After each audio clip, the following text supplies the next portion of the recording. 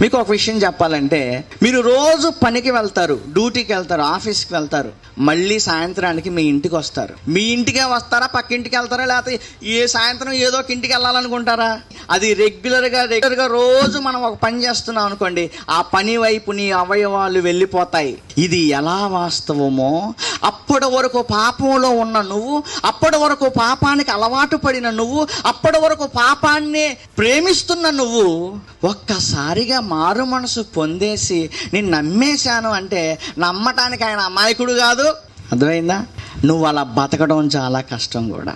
ఎందుకంటే ఈ కాళ్ళకి, చేతులకి, కళ్ళకి, చెవులకి, నోరుకి ప్రతి పాపం అలవాటు అయిపోయింది. చిన్నప్పటి నుంచి చేసుకుంటూ వచ్చారు.